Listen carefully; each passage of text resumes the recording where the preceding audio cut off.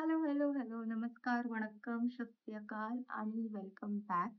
हा व्हिडिओ मी आधी पण केला होता, पण मला परत करावा लागतोय कारण का मी जो आधी व्हिडिओ केला होता, तो मी माझ्या मम्मीला, माझ्या पप्पांना दाखवला. तर त्यांचं असं म्हणणं होतं, की मी मराठीत व्लॉग केला पाहिजे आणि मग मी माझ्या हसबंडला दाखवला. त्याचं पण म्हणणं तेच होतं, की मराठीत व्लॉग कर. तर मग ठीक आहे. हा व्हिडिओ मी मराठीत बनवते. मी बनवला नसता तसा, पण मी जो आधी व्हिडिओ बनवलेला, तो मलाही काही एवढा आवडला नाही. प्रेम केलं नव्हतं मी बरोबर. So okay. आता लेट्स गेट स्टार्टेड. तर मी आहे ना जरासाच मेकअप करते आणि मेकअप करता-करता मी स्टोरी सांगणार आहे. स्टोरी ही आहे, की आम्ही जे अं, 1 सेकंड. हां, तर स्टोरी ही आहे, की आम्ही जे रामेश्वरमला हां. तर स्टोरी ही आहे, की आम्ही जे रामेश्वरमला गेलो होतो ना, तर तेव्हा आमच्यासोबत काय घडलं, मी नंतर बोलते. सॉरी. तर स्टोरी ही आहे, की आम्ही जेव्हा रामेश्वरमला गेलो होतो, तर त्यावेळी आम्ही काय चॅलेंजेस फेस केले आणि काय-काय प्रॉब्लेम्स आले, हे मी तुम्हाला या व्हिडिओमध्ये सांगणार आहे. तर स्टार्टिंगपासून सुरुवात करूया. आम्ही एक रफ आयडिया देते. आम्ही निघालो होतो.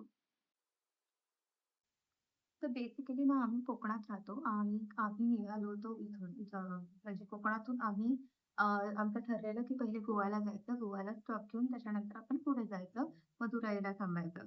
पण थोडेफार प्लॅन चेंज होतातच लास्ट मोमेंटला आणि तसंच आमचा प्लॅन चेंज झाला आणि आम्ही इथून डायरेक्ट ऑलमोस्ट मदुराईलाच, कारण का माझ्या नवऱ्याला खूप ड्राईव्ह करायला आवडतं आणि आम्ही डायरेक्टली मदुराईलाच थांबलो.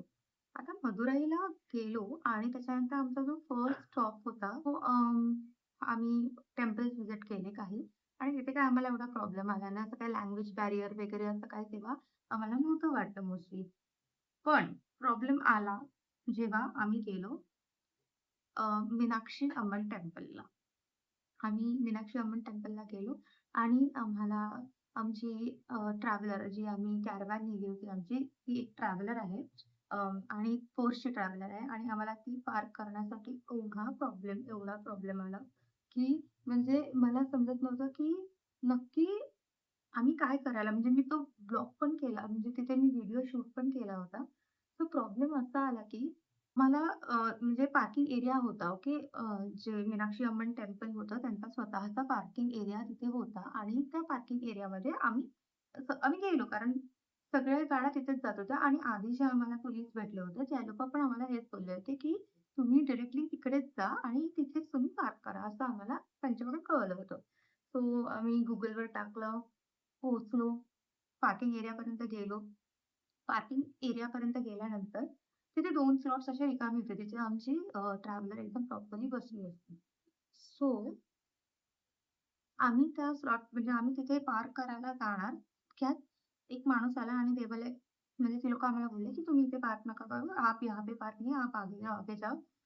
म्हणजे त्यांचं ते हिंदी आणि जी भाषा आहे तिथली बोलीभाषा, ती मिक्स असं ते बोलत होते. आम्हाला कळेल असं थोडंफार आपल्याला कळतं एवढं कम्युनिकेशन माणसांमध्ये असतं. सो ते आम्हाला बोलले लिटरली, की "तुम्ही पुढे करा पार्क." तर आम्हाला वाटलं, की ठीक आहे चल. तिथे होती जागा, पण आम्हाला नाही पार्क करायला दिलं. आम्ही म्हटलं, "ठीक आहे चल, पुढे असेल जागा." तर ठीक आहे. आम्ही पुढे गेलो. पुढे गेलो. अक्षरशः अशी बारीक रस्ता होता. असा एकदम बारीक नॅरो रस्ता एकदम आणि आजूबाजूला दुकानं होती. आम्ही तिथे पार्किंग काय करणार? कुठून करणार? म्हणजे मला काय समजतच नव्हतं, की काय पार्किंग करण्यासारखं आहे तिथे आणि त्यात एक बाई होती. आम्ही तिला विचारलं, एक म्हणजे शॉपमधली बाई दुकानातली. तिला आम्ही विचारलं, की "बाबा इथे पार्किंग कुठे करू शकतो?" तर ती बोलते, "इथे समोरच पार्क करा. यांच्या इथे समोर." म्हणजे त्यांचं काहीतरी भांडण होतं असं हे कळून आलं, की त्यांचं काहीतरी भांडण झालं आणि म्हणून ती सांगत होती, की त्या समोरच्या घरासमोर पार्क करा. आम्ही तिथे ऑब्व्हियसली पार्क नाही केलं. तिथून पुढे गेलो. पुढे जाऊन पोलीस होते. तिथे खूप बॅरिकेड्स लावून पोलीस होते. त्यांना विचारलं. अजिबात पोलीस हेल्पफुल नव्हते पुढे गेल्यानंतर. ते लोकं म्हणजे काही प्रश्न विचारायच्या आधीच दे बोले, "आगे जाओ, आगे जाओ, आगे जाओ." ठीक आहे. पुढे निघून गेलो. तिथून सर्कल घेऊन पुढे जा, सर्कल घेऊन उधर से उधर असा त्यांचं जे काही कॉन्व्हो चालू होता, तसं आम्हाला असं हकलतच होते. मेन म्हणजे नंबर प्लेटकडे त्यांचं पहिलं लक्ष जायचं, की काय नंबर प्लेट आहे. महाराष्ट्र नंबर प्लेट किंवा समजा गोवा नंबर प्लेट असं त्यांनी पाहिलं, की ते लिटरली हडतूड पुढे जाओ, आगे जाओ म्हणजे मला नाही माहिती आम्हाला जशी लोकं भेटली, की खरं असं गॉड नोज. पण हेच चालू होतं, की बाबा महाराष्ट्र नंबर प्लेट आधी बघताय, त्यांचं लक्ष आधी नंबर प्लेटकडे जात आहे आणि त्याच्यानंतर पुढे जा, पुढे जा, पुढे जा. ठीक आहे, चलो आम्ही पुढे 2-3 राउंड मारले. कुठेच जागा नाही, कुठेच नाही. खूप इथे-तिथे कॉल केला, की बाबा इथे जागा भेटेल का तिथे? आमचा बरोबर जो दादा आलेला त्याचे काही कॉन्टॅक्ट्स होते तिथे आणि त्यांना पण आमच्याकडून कॉल आम्ही केले. त्यांना त्यांनी हेल्प करायचा पूर्ण प्रयत्न केला, पण माझाच नवरा नंतर लास्टला म्हणाला, की "आपण तिथे परत टेम्पलच्या इथे बघू." टेम्पलच्या इथे गेलो तर ऑलमोस्ट संध्याकाळ झाल्यामुळे बऱ्याचशा गाड्या कमी झालेल्या आणि तिथे आम्ही आमची गाडी लावली. बरं, तिथे पण परत स्कॅम झाला. जी गाडी लावल्यानंतर जे पार्किंगचे पैसे घेतात, तर त्या माणसाने सगळ्यांकडून ते ₹100 घेतले. त्या माणसाने आम्हाला ₹100 ची तिकीट फाडून दिली ₹100 ची आणि त्याने आम्हाला सांगितलं, की "200 दो एंड तुम्ही जेव्हा येणार म्हणजे 5 तासात जर आलात 4-5 तासात जर आलात, तर मी तुम्हाला तुमचे ₹100 परत देणार." मला तेव्हा स्कॅम वाटलेला, पण आम्हाला घाईत दर्शन पहिले घ्यायचं होतं, ते इम्पोर्टंट होतं म्हणून म्हटलं ठीक आहे आणि आम्ही दर्शनाला गेलो आतमध्ये. 4 तास आणि 5 तास तर कोण थांबत नाही ऑब्व्हियसली. 4-5 तासाच्या आतच 1-2 तासातच आम्ही परत आलो. तो माणूस नव्हता, कोणी नव्हतं तिथे. जो एक दुसरा माणूस होता त्याला आम्ही विचारलं, काय मग त्याच्याकडे काही उत्तरच नव्हतं. इट वाज लाइक गेलंच म्हणा ते. ₹200 200 काय ₹100 वायाच ते. त्याच्यानंतर ही माझी म्याव आहे आणि मला माहिती नाही तिला काय झालंय. ती सारखी नुसती मध्ये-मध्ये, मध्ये-मध्ये जा. हां, तर मी कुठे होती? हां, तर तिकडे पण आम्हाला त्या लोकांनी स्कॅम केला. आमच्याकडून काही त्या लोकांनी आम्हाला काही परत पैसे भेटले नाही. ठीक आहे, चलो. तिथून आम्ही निघालो.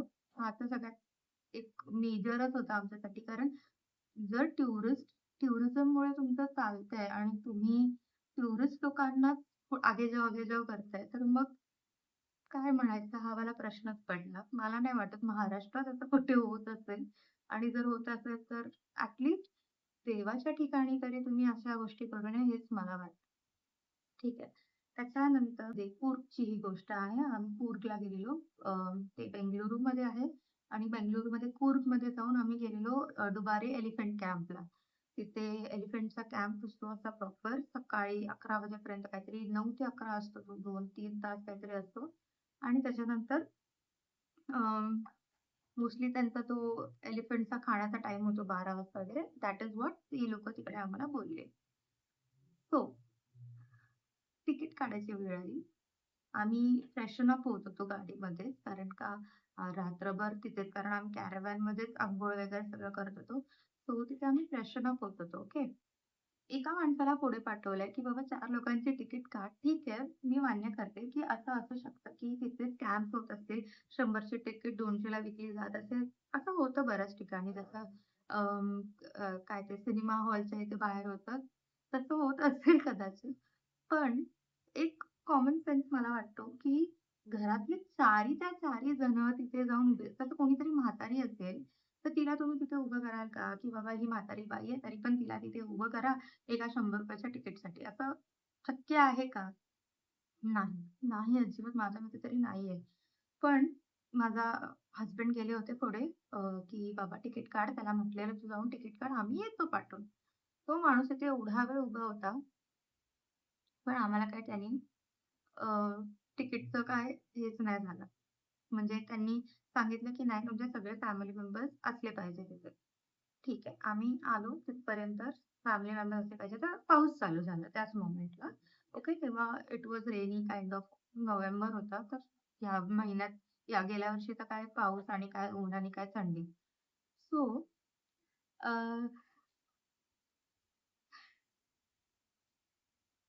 आम्ही तिथे आलो. ओके. पाऊस चालू झाला. आम्ही छत्र्या घेऊन आलो होतो. नेमकी मी विसरली म्हणजे काय माहिती काय झालं, की माझ्या हसबंडला वेगळी अंब्रेला पाहिजे होती. ती मोठीवाली अंब्रेला असते ना, त्याला तीच पाहिजे असते. तर त्याला ती हवी होती. म्हणून तो बोलला, की "इथे थांब तू लाईनमध्ये. मी पटकन जाऊन अंब्रेला घेऊन येतो." आणि अजिबात काही लांब नव्हता. जवळच्या जवळच होतं आमचं पार्किंग एरिया आणि तो तिकीट एरिया जी लाईन चालू तर आम्ही तिथे थांबलो. आता एक गोष्ट आपण समजू शकतो, की लाईनमध्ये लोकं लागली आहेत आणि मागून एक, एक, एक, एक, एक, एक, एक, एक माणूस त्यांच्यामध्ये ॲड ऑन होत चाललाय. आम्ही समजू शकतो it is wrong. It is not right.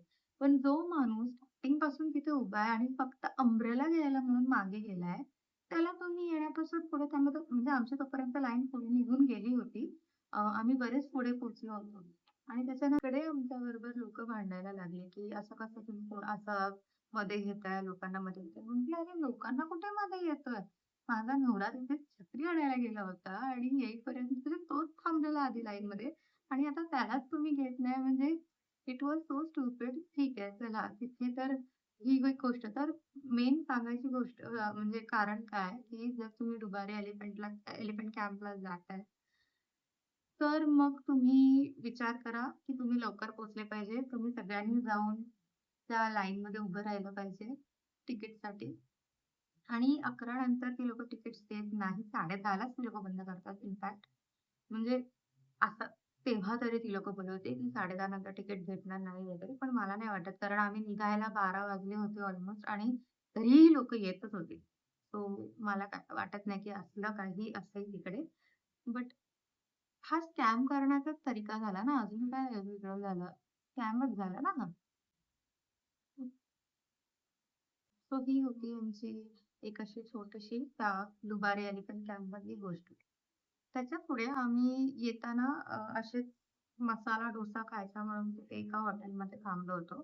तर तिथे बाजूला ना एक असं सगळा म्हणजे आता तिथे हाँ ये कर लो पहले.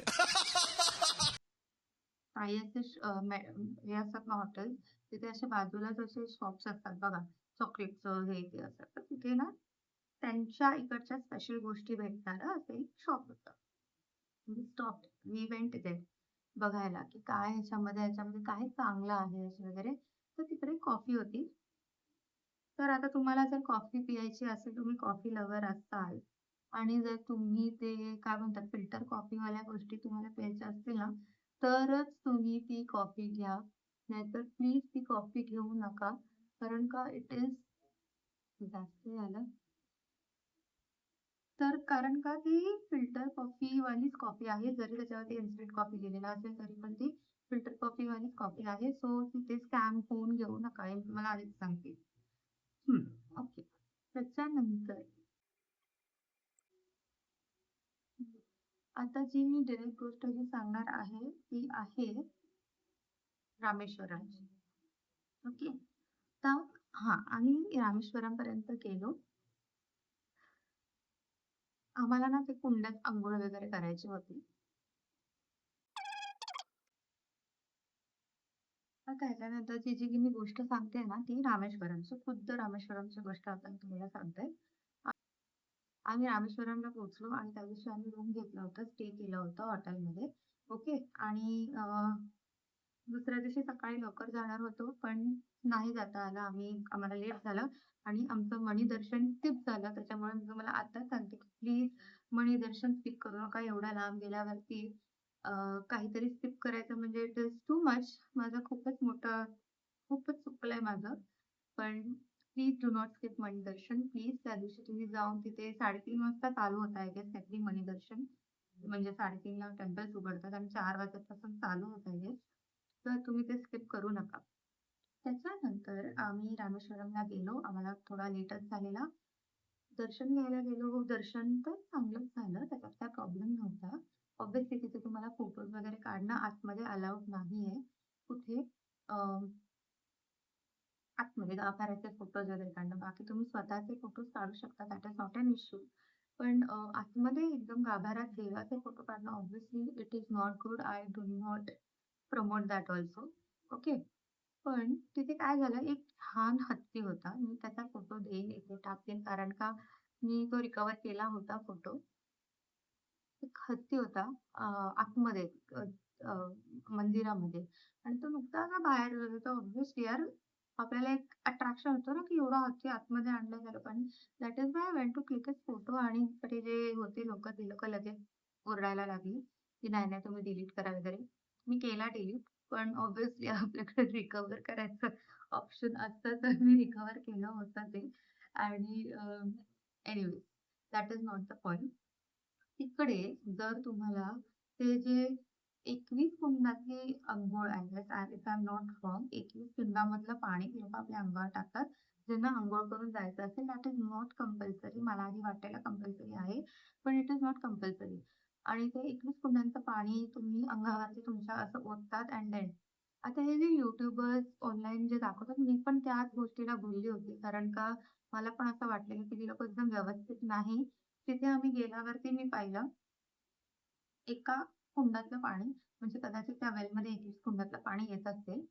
तर त्या एका वेलमधून ते काका पाणी काढत होते आणि असं झपकन सगळ्यांच्या अंगावरती फेकत होते. Which is not good at all. ही काय सेन्स बनतं? तुम्ही ₹200 चार्ज करताय त्या गोष्टीसाठी आणि त्याच्यानंतर तुम्ही तेवढं तरी नीट करा. म्हणजे ₹200 पर पर्सन आणि तुम्ही असे ओतताय पाणी आणि हकलताय माणसांना. काय आहे? काय काय सिव्हिक सेन्स आहे या गोष्टींमध्ये सांगा तुम्ही लोकच, की जर आम्ही एवढ्या लांबून लोकं आज महाराष्ट्र मुला किंवा काय किती लांबून-लांबून फक्त देवाच्या दर्शनाला येतात. तुम्ही एक हंडा कळशी व्हॉटएव्हर जे तुम्ही ओतताय ते तुम्ही नीट ओतू नाही शकत.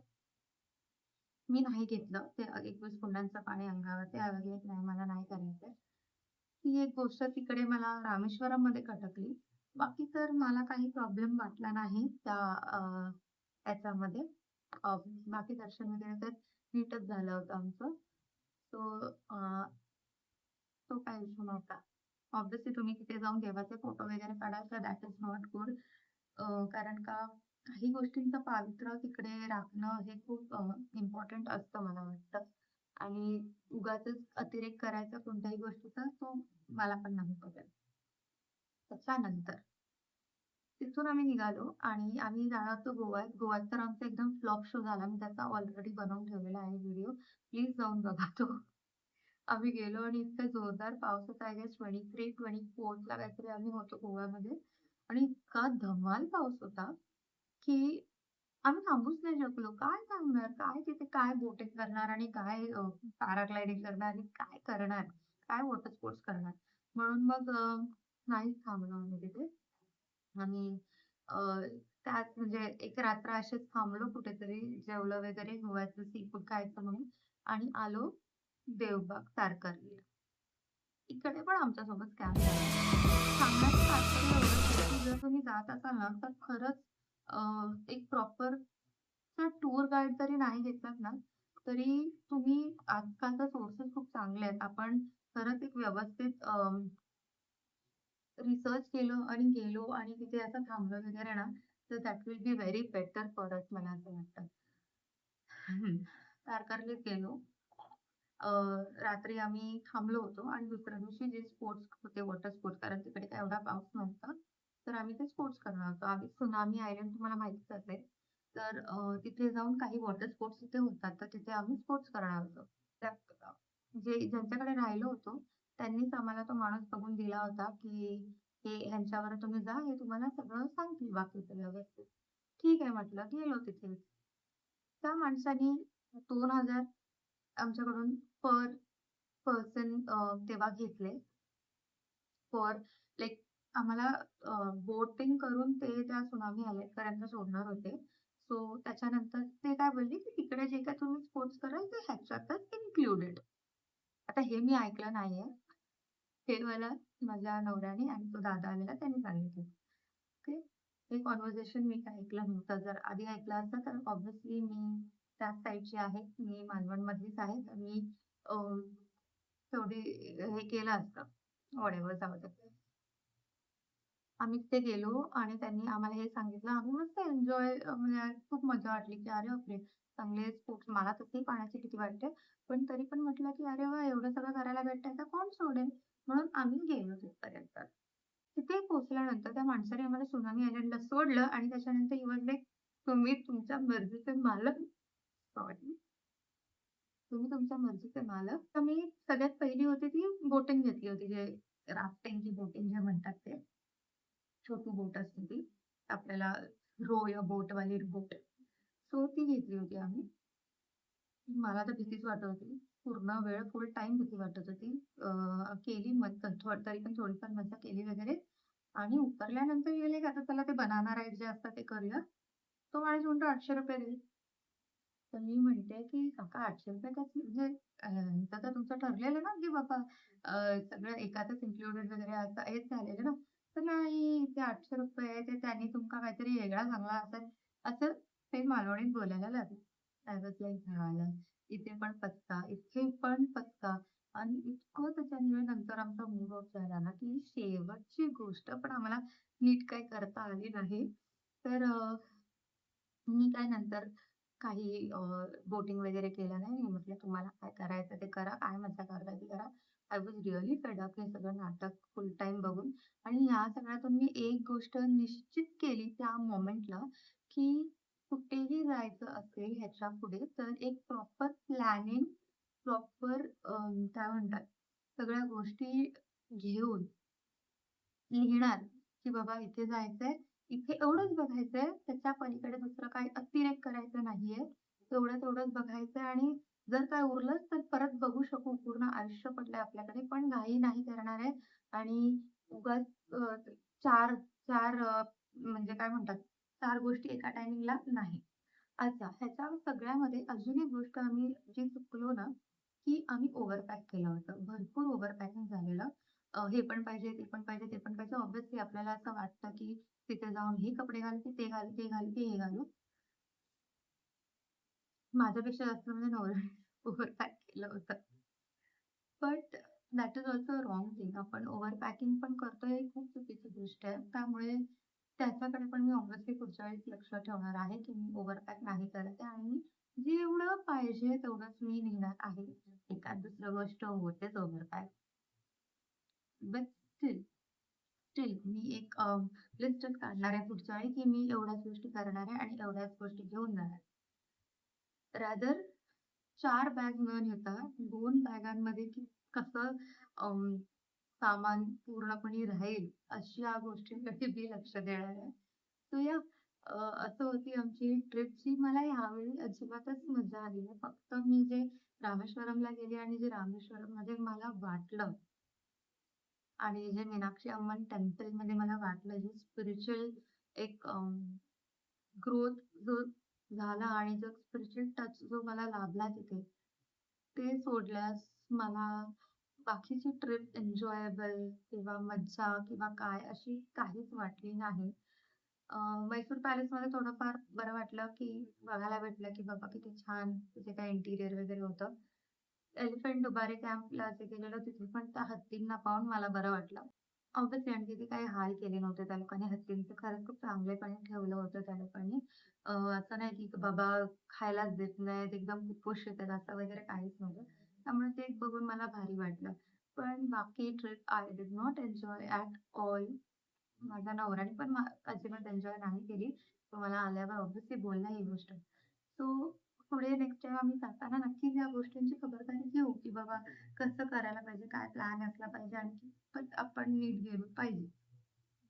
सो या दॅट्स ऑल. तुम्हाला आवडला असेल हा व्हिडिओ तर प्लीज नक्की सबस्क्राईब करा चॅनलला आणि फॉलो करा. ह्याच्यापेक्षा चांगला कंटेंट आणि ह्याच्यापेक्षा चांगलं एक व्हिडिओचा फ्रेमिंग मी आणायचा नक्कीच प्रयत्न करेन इन फ्युचर. सो जर तुम्हाला मराठी कळत नसेल, तर प्लीज तिथे आता YouTubeवरती लँग्वेज चेंज करण्याचा ऑप्शन आहे. तुम्ही इंग्लिश किंवा हिंदीमध्ये बघू शकता. पण प्लीज नक्की बघा सो दॅट तुम्हाला हेल्प होईल, की नक्की आपल्याला रामेश्वरमला जाताय किंवा कूर्ग किंवा या अशा ठिकाणी जाताय तर अं, काय करायला हवं, काय नाही किंवा काय चॅलेंजेस येऊ शकतात. मी एक सांगायचं विसरली अबाउट द लँग्वेज बॅरियर. ते तर खूप आम्हाला म्हणजे फेस करावं लागलं मदुराईमध्ये. Otherwise it was all good. रामेश्वरममध्ये पण लोकं इंग्लिश किंवा हिंदी थोडंफार तरी बोलत बट मदुराईमध्ये आम्हाला खूप फेस करावं लागली ही गोष्ट. या दॅट्स इट.